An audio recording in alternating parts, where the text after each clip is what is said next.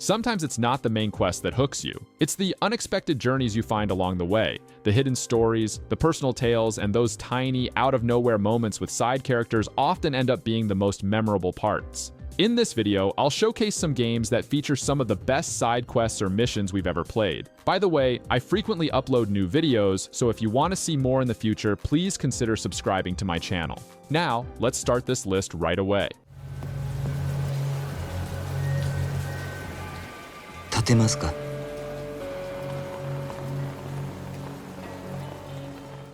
Kicking off our list is Yakuza 0. Yakuza 0 rolls up with a plot that's already got you tangled in street fights, debt collections, and business. Yet, some would argue it's the side quests, the utterly bizarre, sometimes hilarious, sometimes heartfelt detours that make Yakuza 0 so memorable. You know the kind of missions where suddenly you're overseeing a cabaret club at one point, and in the next minute, you're helping someone out in a completely random and wild scenario. It almost feels like you're getting a peek at a different side of Kamurocho's citizens. And it's not what you'd expect. There's this constant shift between emotional resonance and sheer absurdity. 1 second, a side mission will have you engaged in this deep, touching connection with someone on the streets. And then it'll flip the script, throwing you into the middle of some laugh-out-loud weirdness. The way this game can balance emotional beats with outright ridiculous moments is almost genius. It doesn't hurt that these side quests can help you uncover new moves, new gear, and sometimes new friendships. Plus, those little ventures always loop back to remind you that Kamurocho, a city that looks gritty and dangerous on the surface, is full of colorful, unique souls who've got their own stories to tell. And that's why, while Yakuza 0 has a gripping main storyline, the side quests, that's where Kiryu's and Majima's softer, stranger sides quietly emerge.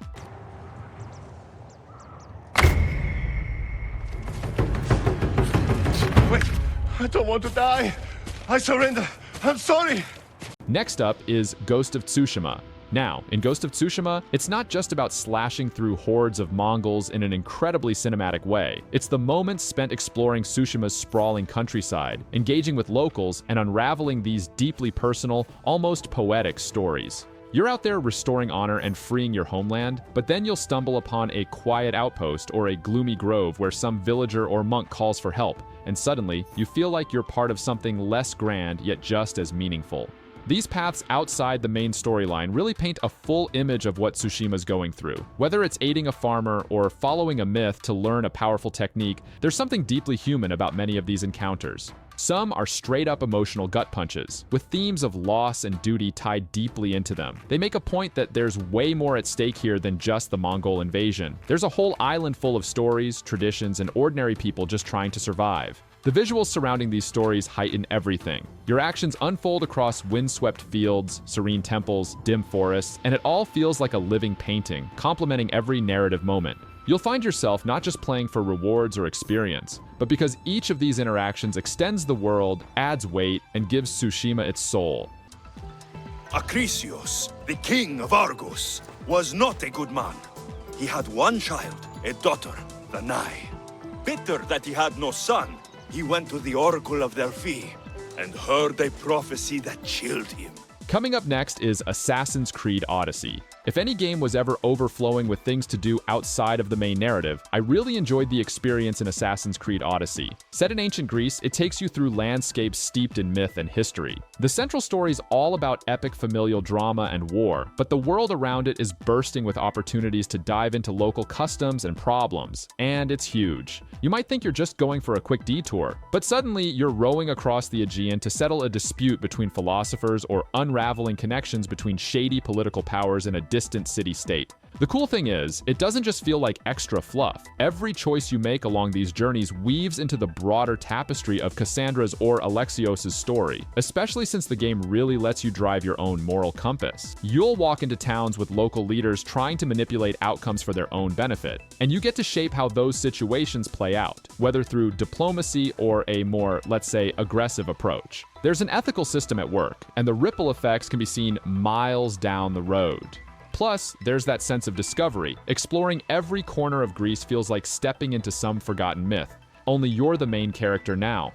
Whether you're hunting down legendary creatures or entering arenas in distant lands, everything contributes to this larger sense of wonder. It's immersive storytelling on a personal level, making the world feel alive and vast beyond just the open world design. When atomic fire consumed the Earth, those who survived did so in great underground vaults.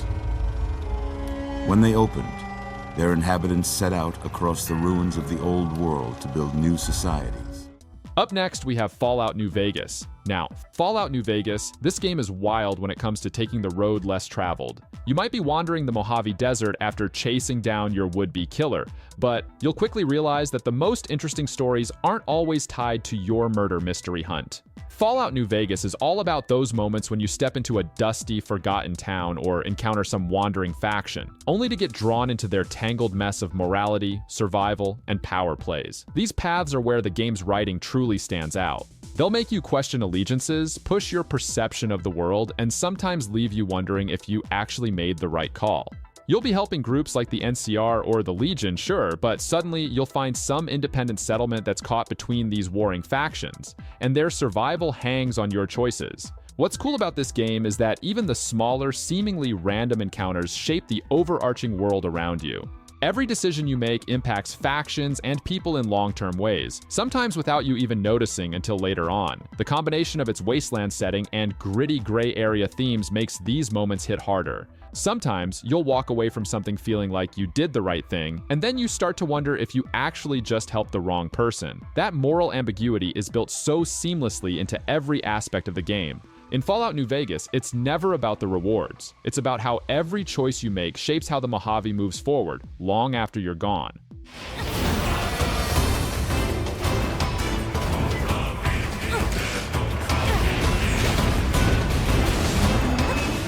Now, let's take a look at NieR Automata. The thing with NieR Automata is you're already diving into the kind of existential questions and philosophical musings most games don't dare touch. But the detours, they go even deeper.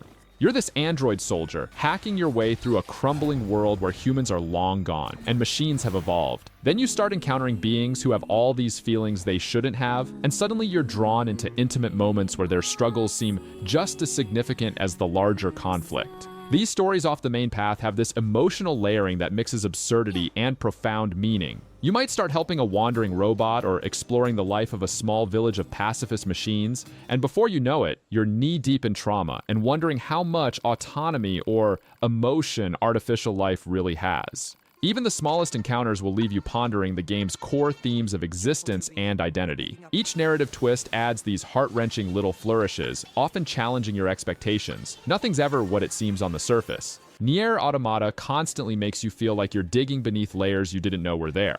There's always this sense that, as you stray from the central storyline, you're actually coming closer to the truth about these androids, the machines, and maybe the world itself. That's where its brilliance is truly hiding. Beneath every tangent, there's a deeper meaning waiting for you to stumble upon.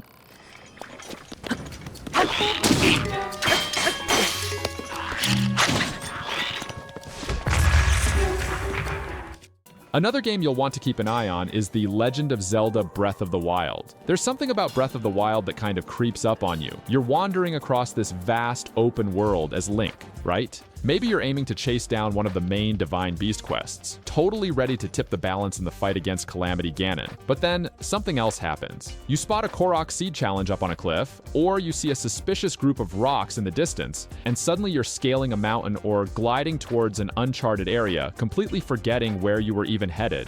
That freedom to go wherever curiosity leads is what grabs you. There's this one time you might have been on your way to Zora's domain, only to stumble upon a dragon soaring through the clouds. Without planning it, you find yourself chasing that dragon through waterfalls at dawn because the moment is too mesmerizing to pass up.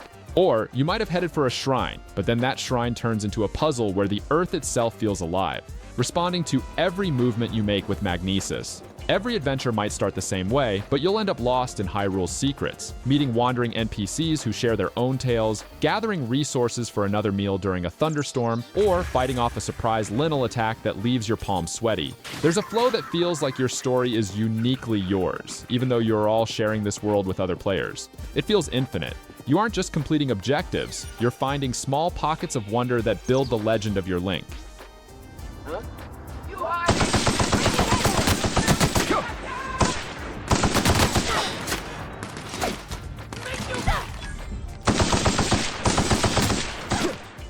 This next game is all about the Outer Worlds. What makes The Outer Worlds special is how it takes the familiar space RPG formula and twists it with that signature dark humor and satire. The Halcyon system is run by mega corporations, and sure, the main story is all about sticking it to them.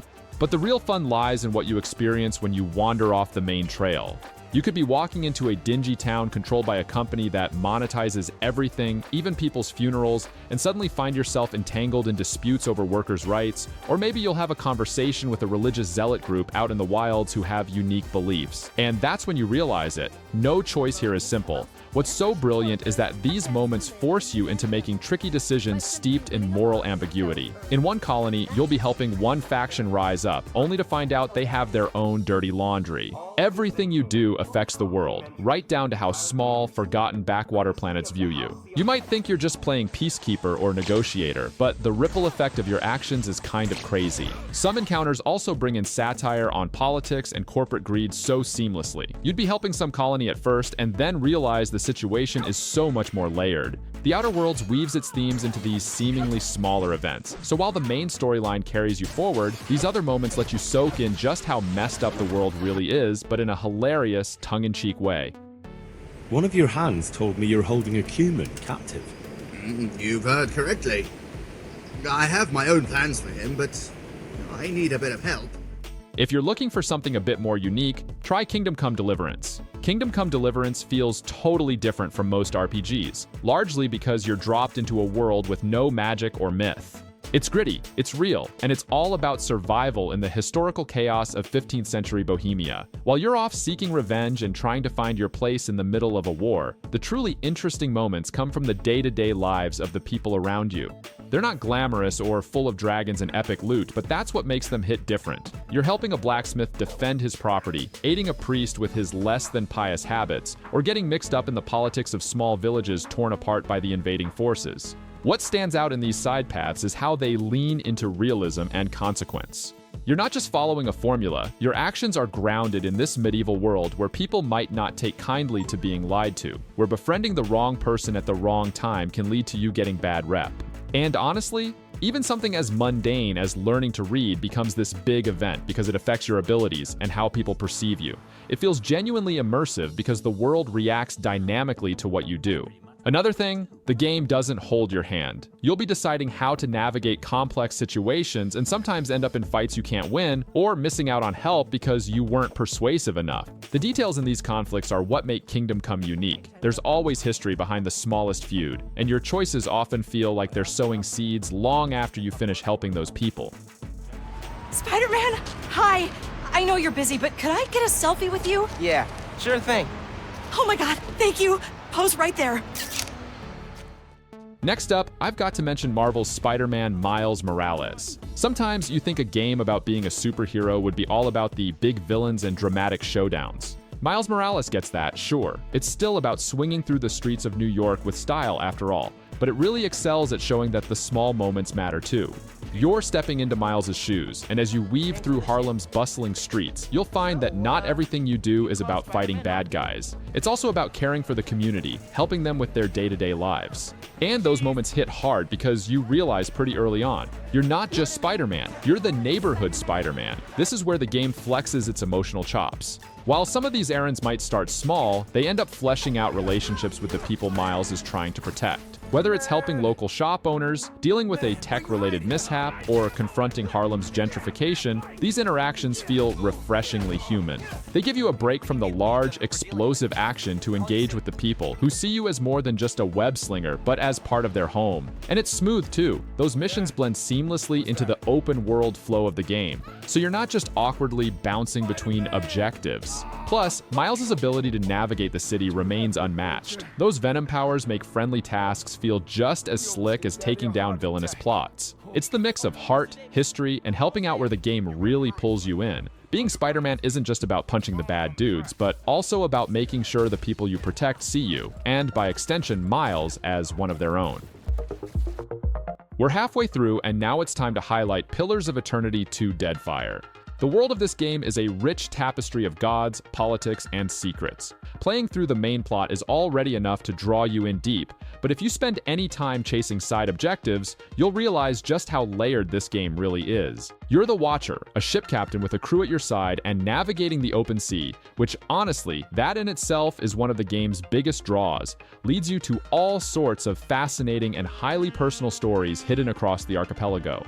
These encounters tend to feel deeply intertwined with the wider world. You might land on an island and find yourself engaged in the squabbles of a local tribe torn between tradition and progress. The choices you make here, yeah, they impact not just the tribe, but your reputation throughout the entire Deadfire region. What's special about Pillars of Eternity 2 is how it blends the micro and macro effortlessly. Every decision feels like it carries weight, not just in terms of rewards or loot, but ethically and thematically. You're responding to colonial forces, gods with their own agendas, and rival factions clamoring for control, and sometimes even the smallest favor can become entangled in these titanic struggles. The writing also shines here. These aren't just filler. The characters you meet can be entrenched in moral dilemmas or ancient grudges that challenge your personal beliefs. And when it pays off, it feels more like you've changed the outcome of an entire culture than just helped someone with a small problem.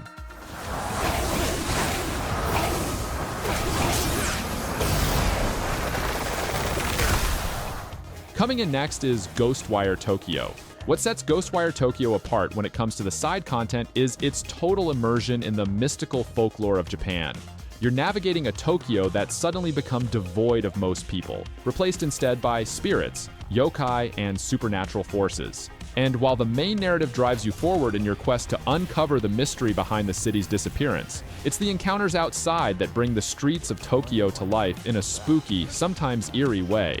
Walking through Shibuya, you're constantly drawn into the strange and supernatural side of everyday life that's been impacted by the events. Maybe you'll be led into a haunted apartment by a restless spirit hoping for closure, or end up helping out a cat yokai secure some oddly sentimental objects that tether them to the city.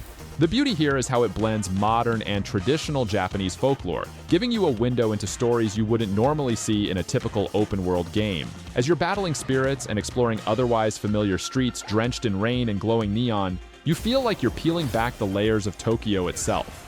That sense of standing on sacred ground, hidden just beyond the realm of the everyday world, really comes through. The mystical layers that have always existed in Tokyo are now front and center, thanks to the spirits that roam freely. Plus, with the first-person perspective and haunting atmosphere, even the smaller tasks give off that feeling of connecting with unseen forces tied to the island's cultural and spiritual consciousness. You're back so soon. And what now? More lives to save? Now, this time I'm interested in your services personally. What is it that you do exactly? Alright, let's dive into Dying Light 2. Dying Light 2 takes that classic open-world zombie survival formula, turns it up a notch with verticality and insane parkour mechanics, and adds unexpected depth with its side stories. The city of Villador, crumbling and overgrown, becomes much more than a monster-infested wasteland when you actually start veering off from the main story's path. It's the little pockets of humanity left in this apocalyptic world that elevate the experience. As much as the game pulls you in with the adrenaline rush of running across rooftops and drop-kicking human raiders or infected, it's when you stop to help the surviving communities that things really click. These encounters can start small, like delivering medicine to a group of isolated people or checking in on a missing person, but they usually spiral into something much bigger. You might make a simple choice, like siding with one faction over another, and suddenly the entire region you're in shifts in response, with safe zones altering and even the flow of life in the city feeling your impact. That's what's cool about Dying Light 2. The world changes with you, and how you interact with the survivors genuinely matters. It's also that balance between high-octane action and quiet moments of humanity that hits hard. One moment you're talking to someone, just one more face in this decaying city, and the next, you're fully invested in their survival, exploring a building crawling with horrors to help them out. And sometimes, those alliances you form shift how you'll experience the rest of your journey. The game punishes thoughtless choices, but when you pay attention to these communities, you'll feel like you're doing more than just surviving the apocalypse. You're changing their lives too. We have guests! Now let's move on to God of War Ragnarok. God of War Ragnarok builds on the emotional groundwork already laid by its predecessor, exploring the intense father-son dynamic between Kratos and Atreus. But once you step away from that central narrative, you realize how full the Nine Realms are with personal stories. Every time you go off the beaten path, you're uncovering more about the world, its lore, and the characters who inhabit it on a much deeper level. What's brilliant is how these moments often lead to Kratos subtly reflecting on himself, past mistakes, and his evolving relationship as a father. There's a particular richness to these moments of exploration. The realms are alive with history, mysteries, and side ventures that can evoke strong emotions. Helping out a forgotten spirit tied to a ruined village or freeing mythological creatures leads to some huge steps in understanding how much the Nine Realms have suffered under the influence of gods and war. These aren't throwaway tasks either. Some of them end up offering pivotal insights into the main character's motivations and inner struggles, building the emotional landscape further. Kratos might be seen as this hardened warrior, yet when it comes to these smaller tales, you'll notice how much Ragnarok pushes him to engage with forgotten myths, broken families, and former lovers of gods. Every task feels like another piece of the puzzle, slowly revealing the tragedies that define this world. Tragedies that resonate with Kratos and his journey toward redemption. ユイさん、とっても綺麗な声をしてるんだね。はい？うん。 Another standout side missions can be found in Lost Judgement. If you're stepping into Lost Judgement, it's easy to get caught up in the detective drama, chasing clues and cracking some serious cases. But for fans of Yakuza spin-offs and those craving a deeper look at Kamurocho and Ijincho outside the main plot, the real heart of the experience is what you find in the streets. As Takayuki Yagami, you're constantly getting pulled into the lives of everyday people, solving their smaller mysteries, and that's where Lost Judgement really shines. What some players might not realize is how much these side stories elevate the overall narrative. You're this hard-nosed detective, sure, but then you get mixed up in something completely out of left field, a case involving, say, quirky high school clubs or a totally random pet crisis, that blends humor and emotional weight flawlessly. These scenarios are a masterclass in tonal shift. 1 minute, you're chasing a suspect after a murder investigation, and the next, you're helping someone with something completely bizarre yet irresistibly fun. It's these moments that make you appreciate Yagami as a character and the world he inhabits. His empathy starts to shine through, and you realize that you're not just helping people to advance a story, but also giving these side characters a real sense of resolution. The depth of writing here ensures that even more ridiculous moments have heart and cultural relevance. Plus, the variety is just outrageous, from packed combat scenarios to uncovering deeply personal tales. It's a game world where every street has a story waiting to be told, and Yagami is always in the middle of it, brushing up with the raw, funny, and often touching layers of day-to-day life in these busy Japanese districts.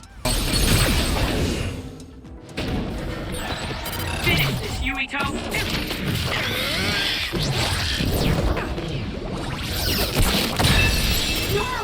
Up next is Scarlet Nexus, and trust me, it's one that also deserves your attention.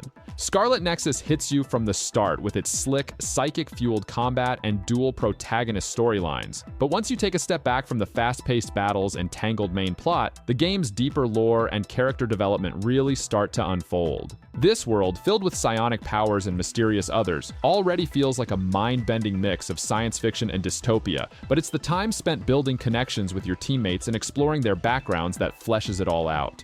These moments outside the battlefield aren't just downtime. They're integral to understanding the motivations of everyone in your squad. You stop for a breather, and suddenly your teammates start opening up about their pasts, their personal fears, and the darkness hiding beneath the polished veneer of the authoritarian city-state.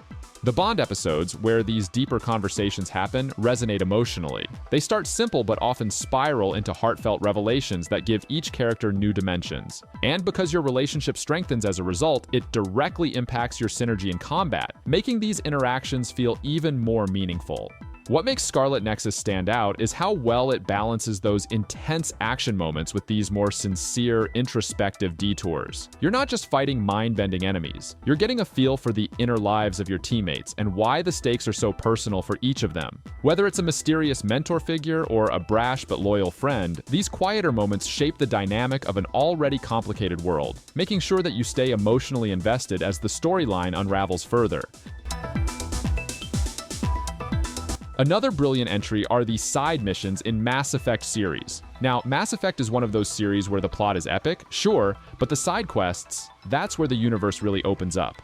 You're commanding the Normandy, racing across the stars and thinking you're all about saving the galaxy. But it's actually the smaller stories on random planets or with crew members that often stick with you the most. They're not just filler content either. Decisions in these side quests ripple into the rest of your gameplay. Sometimes right away, sometimes in the next game. That soldier you helped today? Yeah, they'll remember it later. What Mass Effect nails perfectly is giving these missions the same gravity as the main storyline. You're not just collecting random items for random characters. These are galactic politics being played out in real time, and even the side characters matter. You feel the weight of it in a universe that's at war. Mass Effect 2 builds on this with loyalty missions for your crew, where getting to know them better directly impacts their survival. No pressure or anything. And it's all just so damn personal. Every decision is a reflection of Shepard, and by extension, of how you want to explore the vast world BioWare created. It's why players can get so wrapped up in those seemingly side stories that influence relationships and the eventual fate of the entire galaxy. Fine, I'll help you. Just been a few days since the battle. Chances we find your brother alive are slim.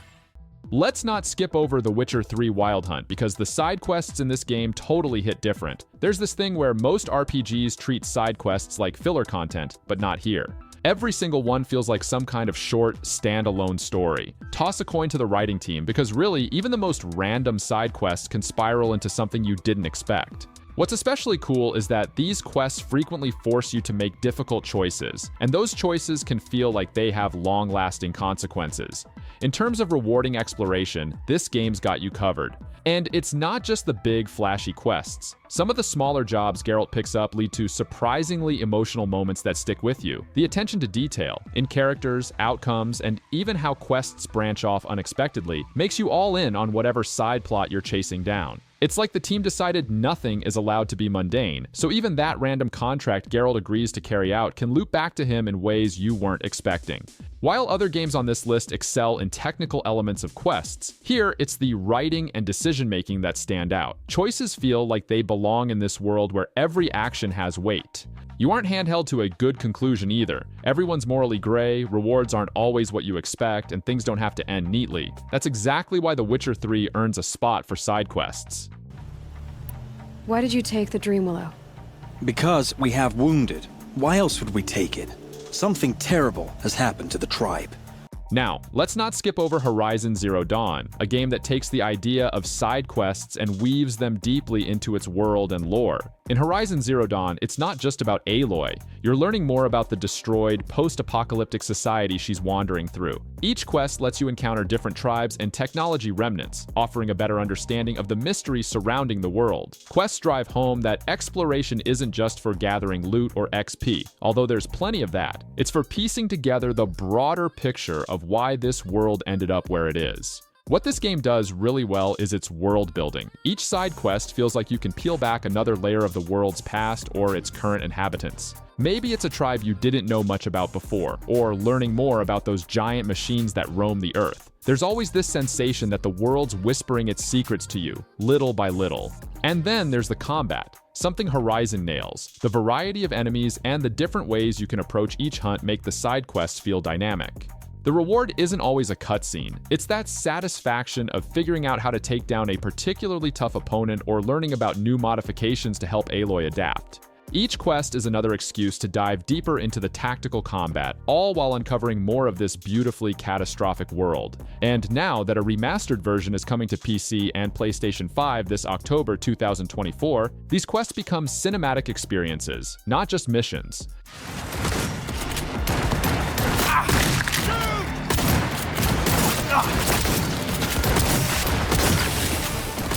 With Cyberpunk 2077, it doesn't take long before you realize that Night City's side quests are kinda where the real magic happens. You're supposed to be chasing down this big cybernetic conspiracy, sure, but the city is alive, and people in it have their reasons for leading you into their stories. These aren't the fetch quests or quick shakedown gigs you might expect. Instead, you'll step into intricate narratives that pull you deeper into the heart of this neon-soaked dystopian world. Each one feels like a unique short story where you're not just ticking off a list. Those side missions often pull in meaningful decisions, character moments, and moral gray zones where no choice feels purely right.